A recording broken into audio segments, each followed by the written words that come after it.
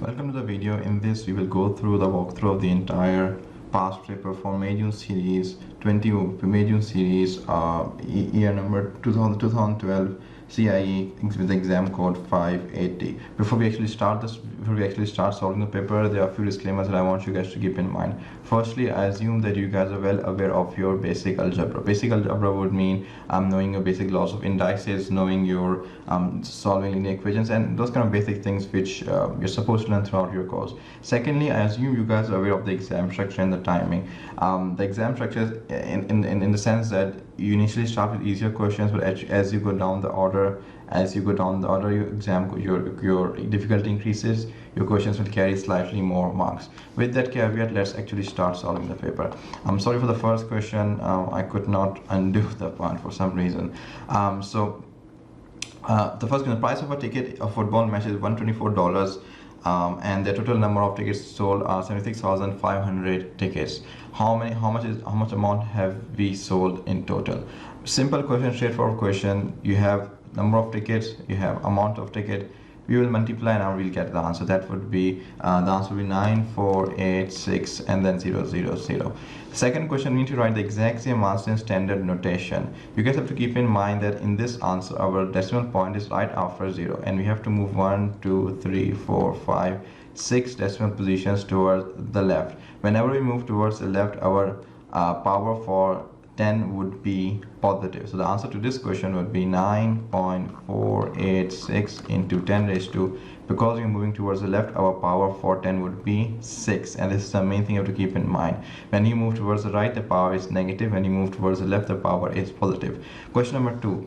Groger, whatever that name is, changes $700 into euros when the rate is €1 is equal to $1.4131. Calculate the amount he receives.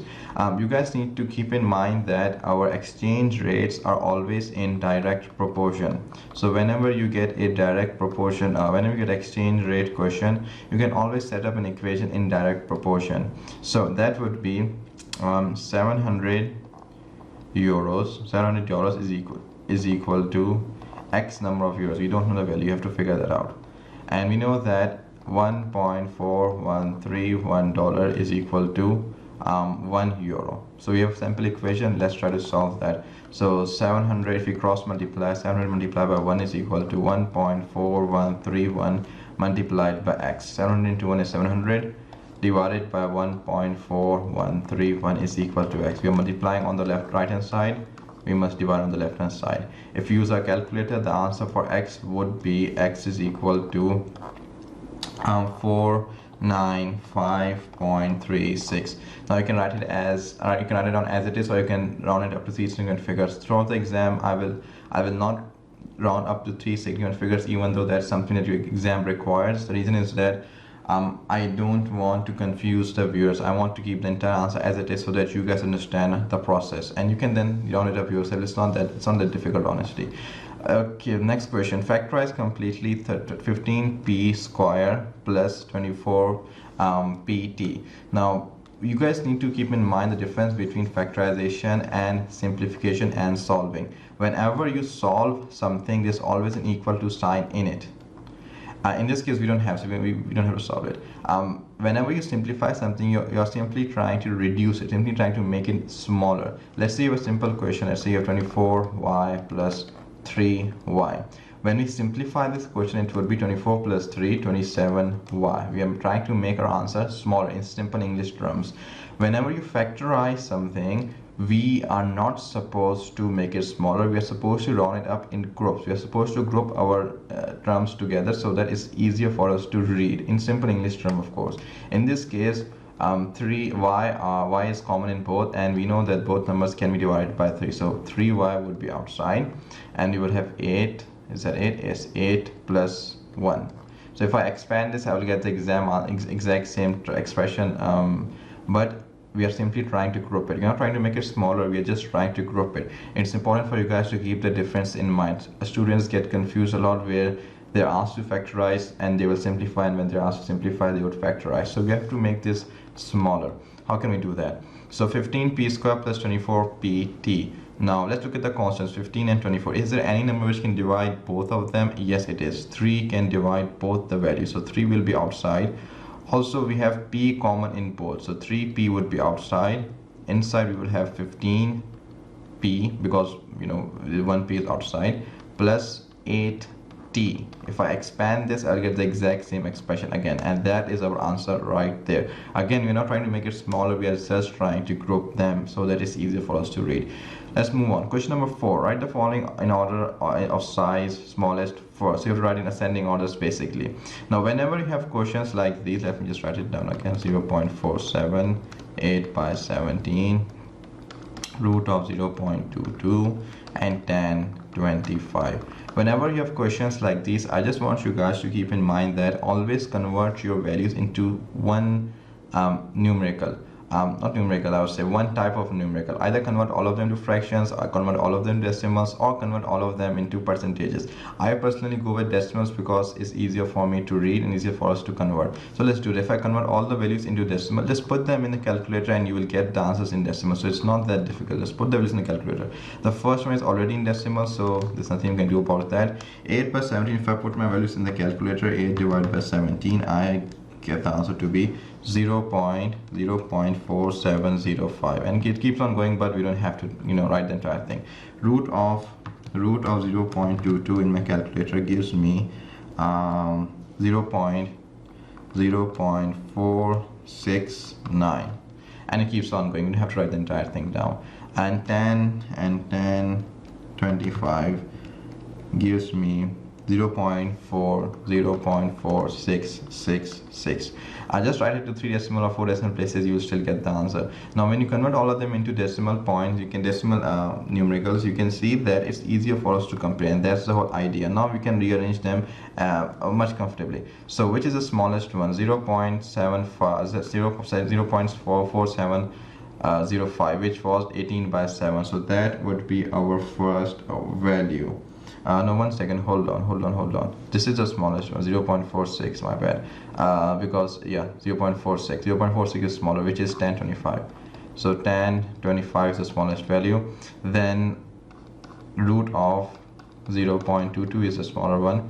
Then we have 0.47, and finally we have 8 by 7. I got the thing entirely incorrect because it was in ascending order and I was arranging in descending order. Anyway, so let's move on. Again, a simple question. That's the whole point of paper number 2. In paper number 2, you first, I would say 10 questions are very basic, very simple, easy to answer. Don't waste a lot of time in it. Just write the answers quickly and move on with the harder questions. Question number 5. X, okay, so you have right angle triangle and we need to find the value for x. Whenever you have right angle triangle, you can use your trigonometric rules. In this scenario, we have the value for the hypotenuse. We also have one of the angles. We need to find the opposite side of that angle. Whenever you want to find the opposite side of an angle, we have to use sine as our rule. We know that sine is equal to opposite OPP by hypotenuse. So therefore this would be sine 53.2 is equal to opposite, which is x by 29. If I do my algebra, 29 multiplied by sine 53.2, that gives me the value to be, if I use my calculator correctly, 23.2. If you feel that any answer is incorrect or I might have made a silly mistake, let me know in the comments below. A straightforward questions, a straightforward answer. Leon scores the following marks in 5 tests. Okay, the marks are given over here. The mean is 7.5. Calculate the value of y. Whenever you want to calculate the mean, we need to add all our values and divide by the number of values. Over here we have 1, 2, 3, 4, 5 values. So we have to add them up. That would be 8 plus 4 plus 8 plus y plus 9 divided by 5 gives us 7.2. Again, a simple algebra. Let's try to do that and get our answer. 8 plus 4 is 12, 12 plus 8 is 20, 20 plus 4 is 24, 24 plus y is equal to 5 is equal, divided by 5 is equal to 7.2. 5 goes to the other side, 24 plus y is equal to 7.2 multiplied by 5. Division, so on the other side will be multiplication. Y is equal to 7.2 multiplied by 5 in brackets minus 24, and if you use your calculator you will get the answer for y to be 5 and y to be 7, and that is the answer right there. Moving on. The side of a triangle are 63 centimeter and 4.8 centimeter, each correct to one decimal place. Calculate the upper bound for the area of the rectangle. Right, we need to calculate the upper bound for the area of the rectangle. So we will use the upper bound values for both our measurements. 6.3, the upper bound would be 6.35. Why? Because 6.3 and then you have 0 after that, so that would become 5. For the other value we will have 4.80, that would become 4.85. Upper bounds of both values, because we want to find the upper bound of the area of the rectangle. So area of rectangle, the formula is length into breadth, and if we do length into breadth, we will get the answer to be 30.80797. and if we keep on going, you can round it up to 30.807, and that would be more than enough. Right, moving on. Find R when. Okay, for this we need to use logarithms. You have to keep the rule in mind. Logs bring power down. Sorry for my handwriting. So log brings power down. So if I use log 5 r by 3 is equal to log 1 to 5. Log brings power down. Our power comes over here. R by 3 log 5 is equal to log 1 to 5. Now our variables in the base value, now we can solve it easily. R by 3 is equal to log 1 to 5 divided by log 5. We are multiplying log 5 over here. On the other side we will divide log. Just keep in mind, whenever we use logs, we can move our power towards the base value and multiply with the base value.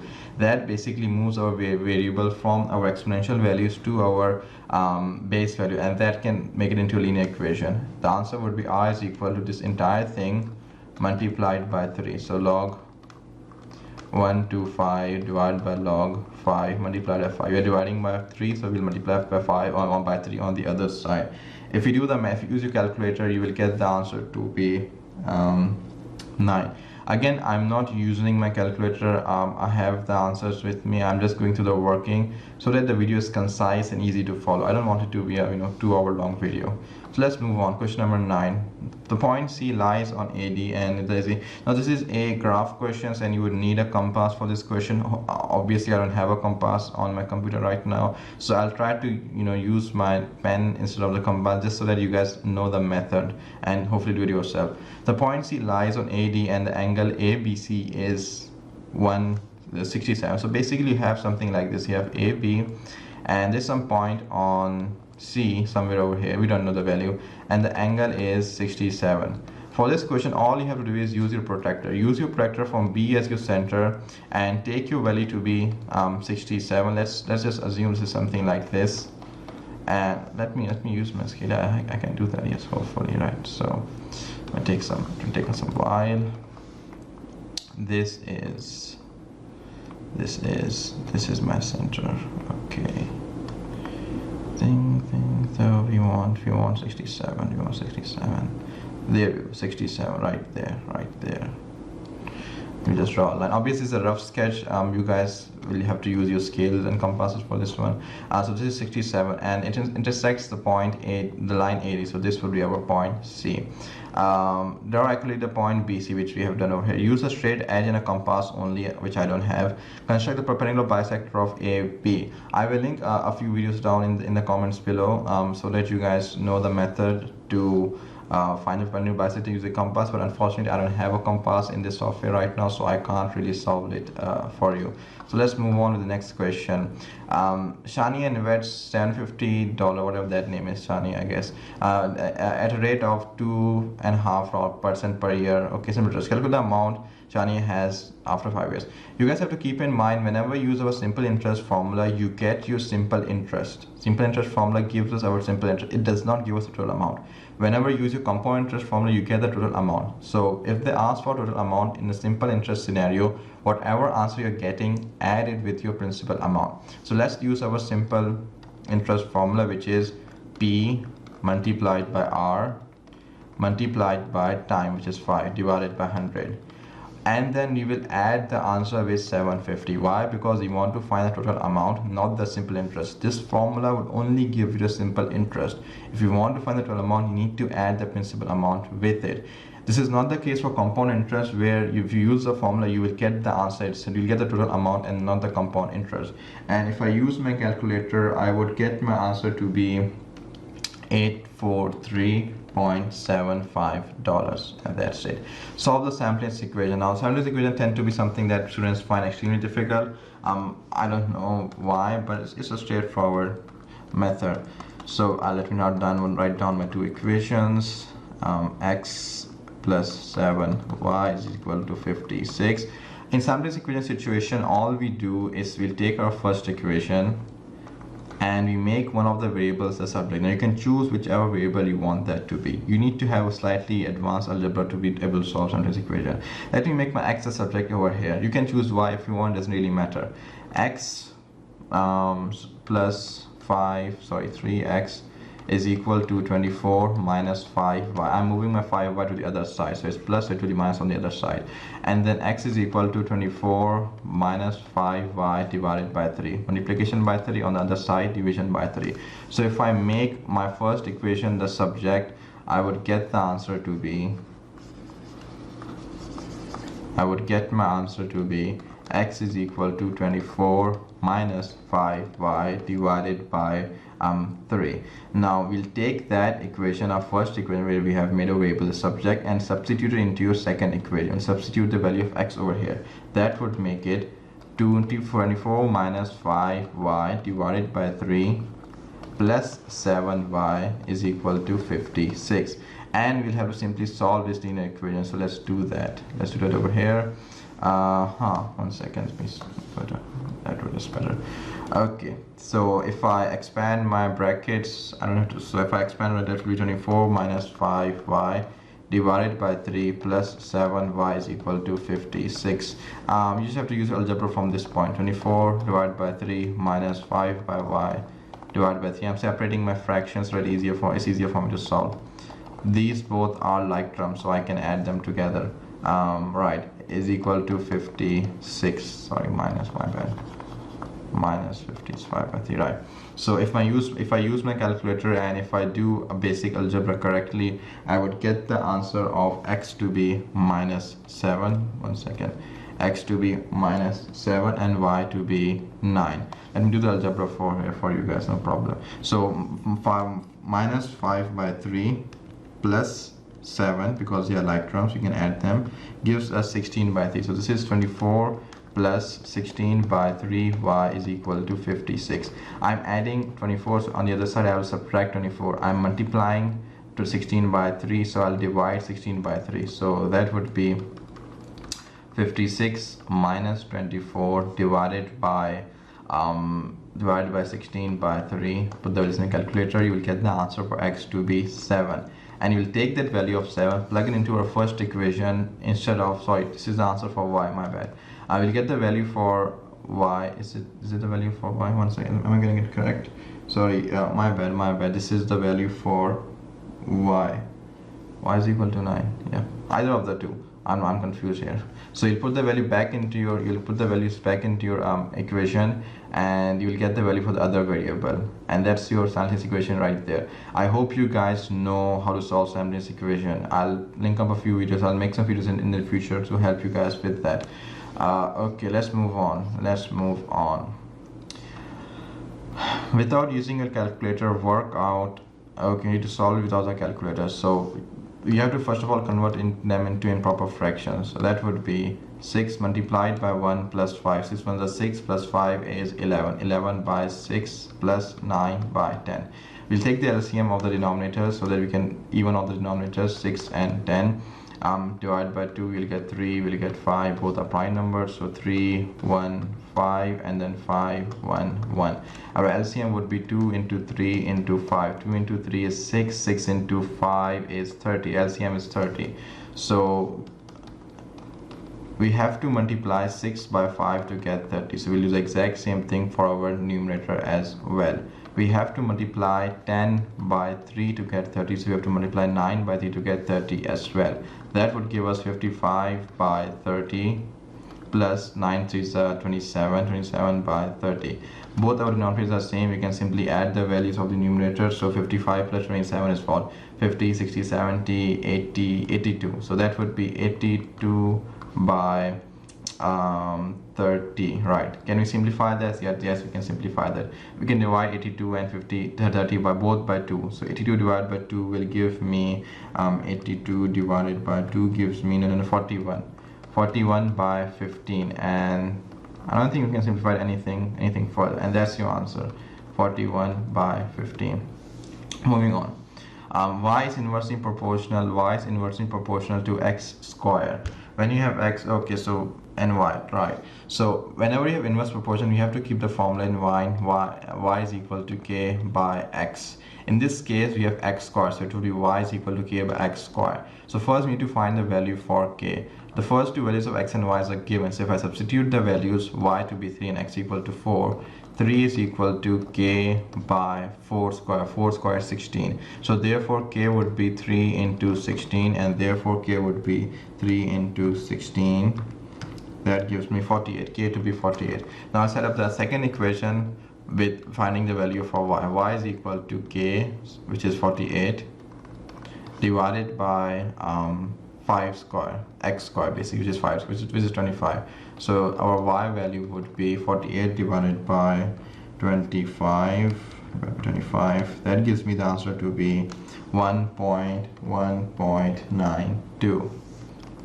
And that would be the answer right there. Did I get everything correct? 1 by kx, 16, 3, okay, sounds correct.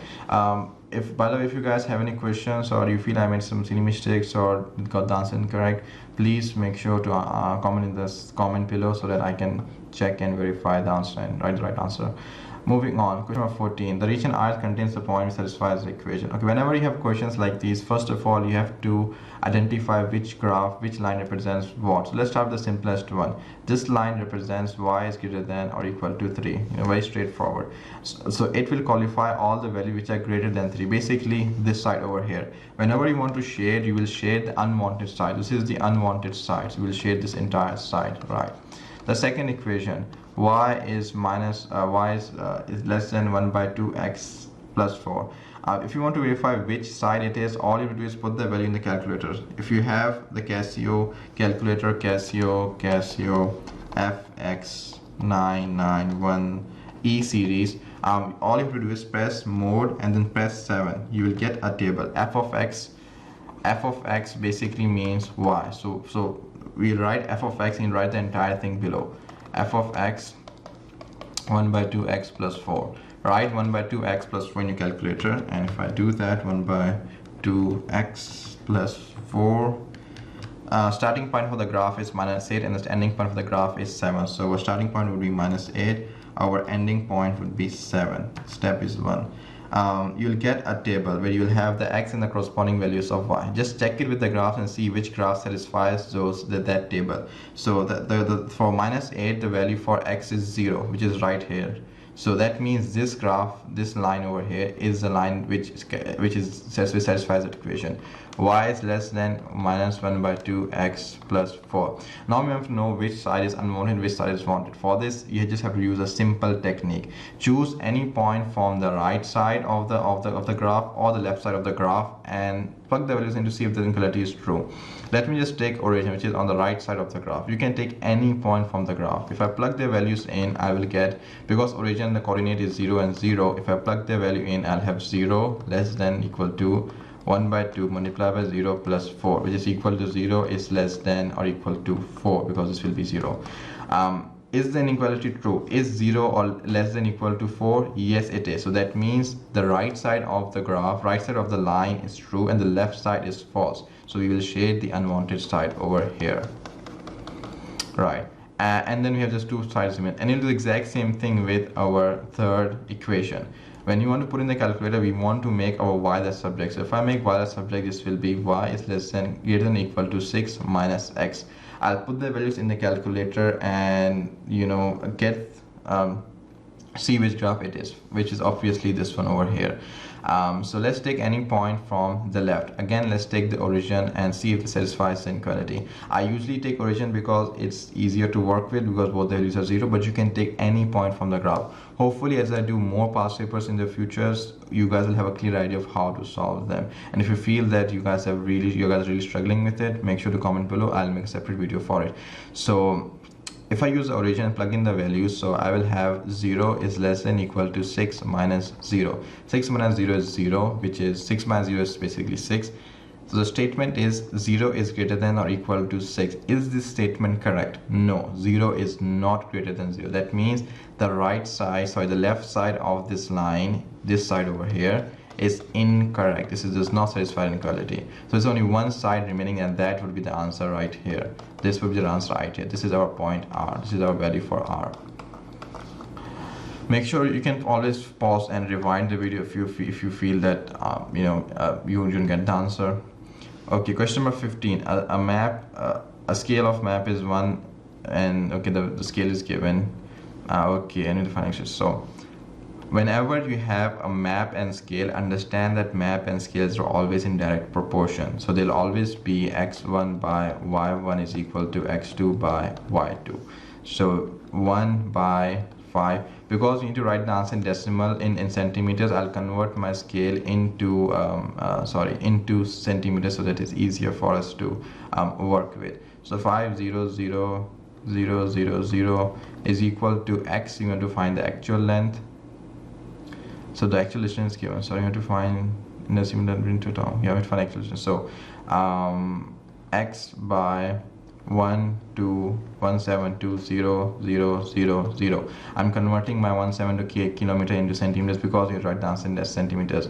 If I use my simple algebra, I am dividing 1720000.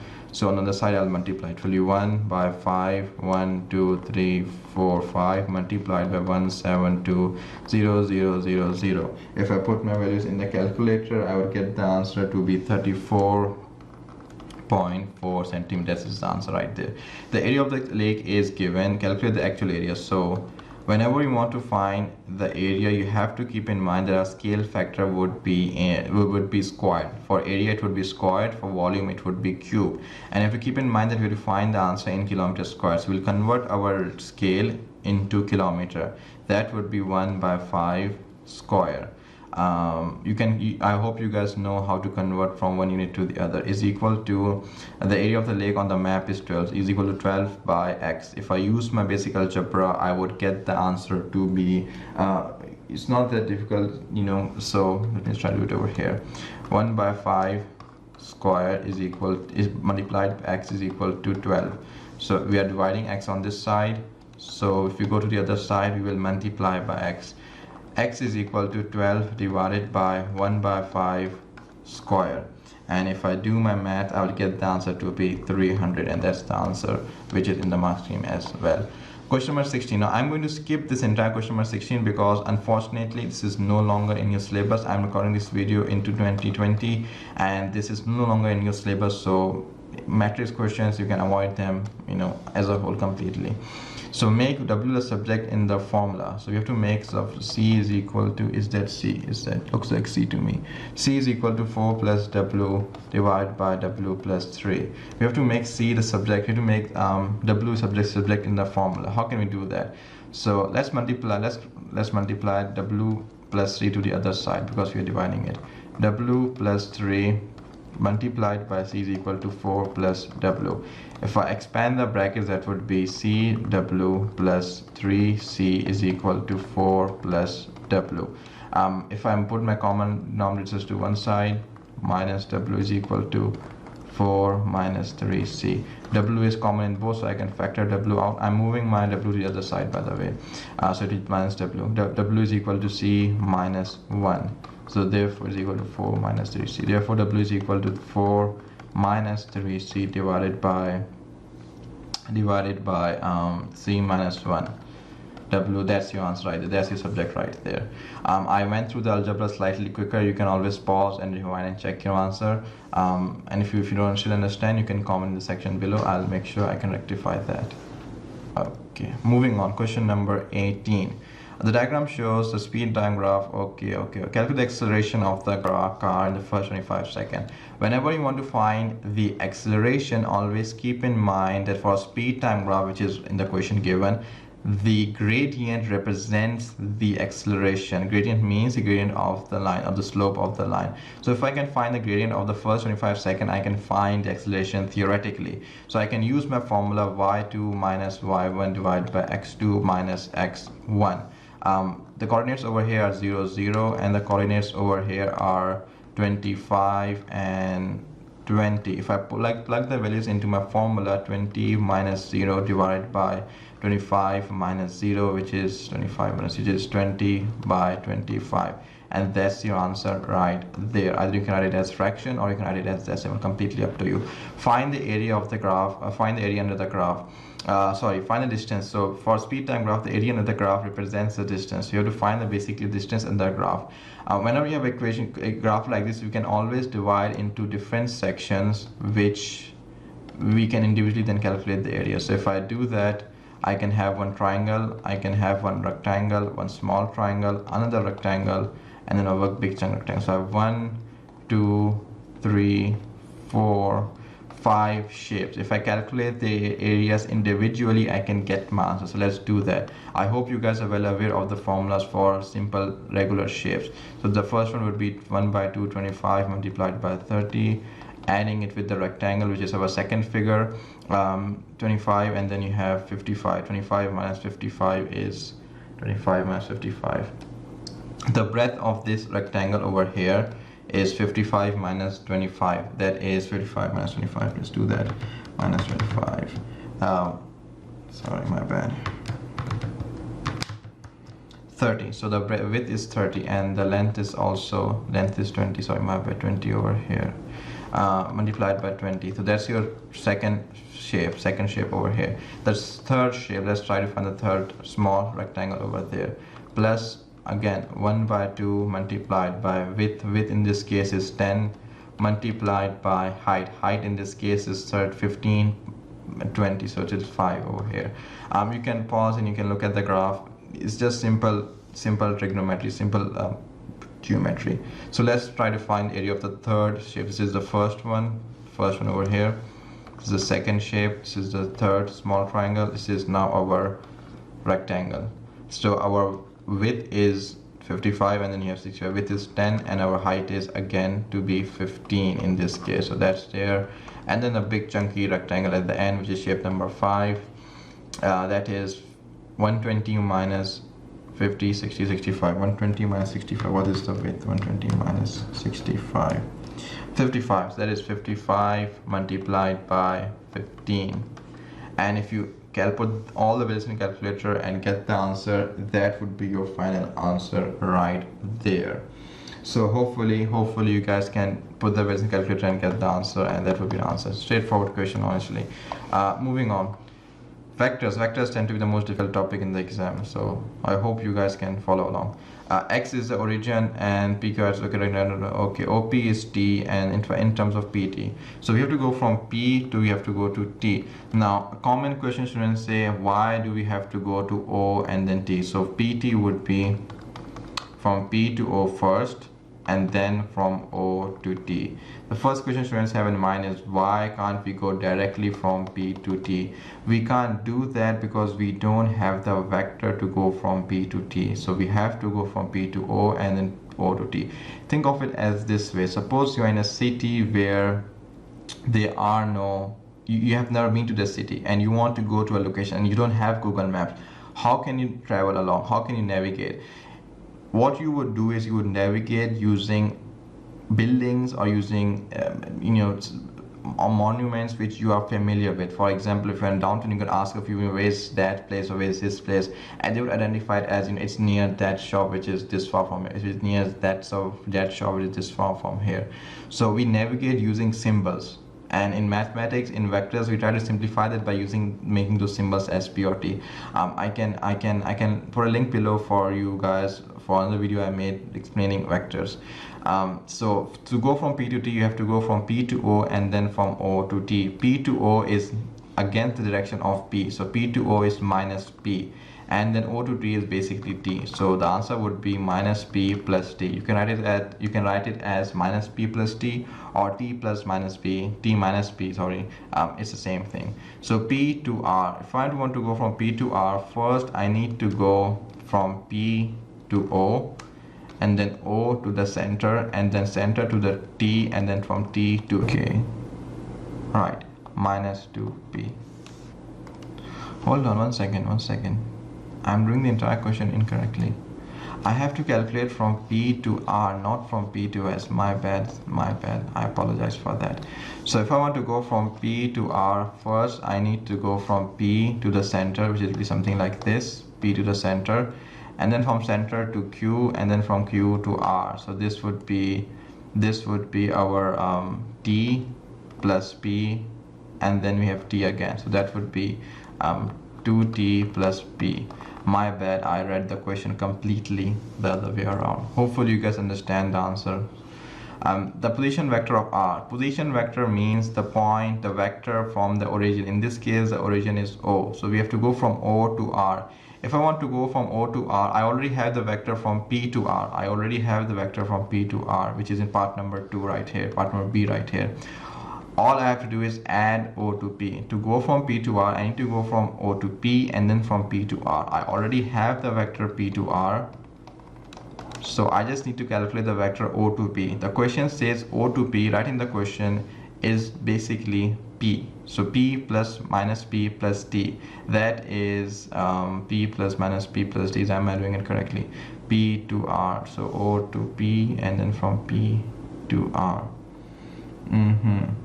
So if I do the mathematics correctly, I would get the answer to be, sorry, my bad, is it 2T over here, 2T. I'll get my answer to be 2T. Okay, because plus P minus P will cancel off. I'll have the answer to be 2T. And that's the answer right there. Final question, no, the second last question. I have to find the perimeter of the line, and that is basically calculating the length PR, and then calculating the arc RT, and then calculating the T and then P. How can we do that? The line segmenting. So you have to go from P to R, and then R to T, and then T to P. We have to use our basic trigonometry. So if this is 78 over here, we know that if you have tangents to a circle, the right angles form would be exactly the same. So you'll have right angle over there, you'll have right angle over here. Let me just do that over here, rough diagram. You will have right angle over here, the origin. We would have, if 78 is this angle, then the other angle which will also be similar would also be 78 degrees, and this is 90 degree as well. So if I use my basic trigonometry, I can find these two angles. If I subtract 180, do I have to find that? I don't think so. I don't need to do that. I know that the radius is 5. So first thing I can do is I can calculate this degree over here. I know that a circle is 360 degrees. So if I subtract 360 minus 78, I can get the angle over here. That would be 360 minus 78. That would be 204. So let's try to find the length of RT, which is your arc. RT is basically 204 by 360, 2 pi R, 2 pi into R is our 5. That's our value for the arc. Let's try to find P to R. This is P, this is R, and this is T. P to R, we can use our basic trigonometry. We have our radius. We have one of the angles here, and we have to find P to T. Which trigonometric rule can we use? Which trick can we use? Sine, cosine, or tan? In this case, we have to find the opposite side. We have to find the hypotenuse, to be honest. We have to find hypotenuse, yes. So we have to find the hypotenuse. We have the angle, we have the adjacent. We can use cosine. Cos 78 is equal to adjacent side by hypotenuse. If I do my algebra, hypotenuse would be 5 divided by cos 78, and that would be cos 5 divided by cos 78. That gives the answer to be 24.04, and that's my length of P to R, and because these are two similar right angle triangles, P to R will be the same as P to T, and that's our answer right there. So we have all our three values, just add them together. 24.04 plus 24.04 plus 5, plus the arc, which is the value over here. Solve, you can put them in the calculator and solve them. So 204 by 360 multiplied by 2 by multiplied by pi multiplied by r, that gives me 17.8. Add the values together, 17.8, yeah. Add the values together, and that is your answer right there. Moving on to the final question quickly as possible. A box has 3 red, 2 blue, and 4 green. Chooses 2 pencils random without replacement. Without replacement means he takes a pencil out and does not put it back in. That both are red. So there's only one option we can have for that. You get the first one to be red, which is 3 by, for either denominators, 3 plus 2 plus 4 is 4 plus 2 is 6, 6 plus 2 is 8. 3 by 8 multiplied by 2 by 7, and that would be answer right there. Why is it 2 by 7? Because if I take a red pencil out, I have one less red pencil. I had 3 red pencils initially, I will have 2 red pencils now, and the denominators will also change by 1, so be subtracted by 1 because one less pencil is there now.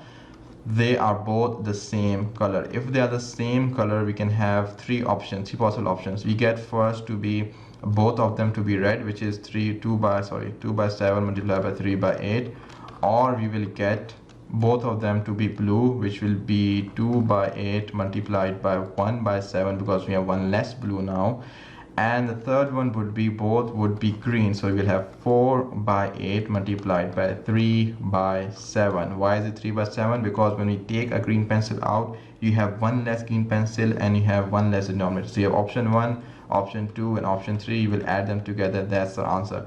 Exactly one of the two pencil is green. So what is the probability of getting a green pencil? The probability of getting a green pencil is 4 by 8.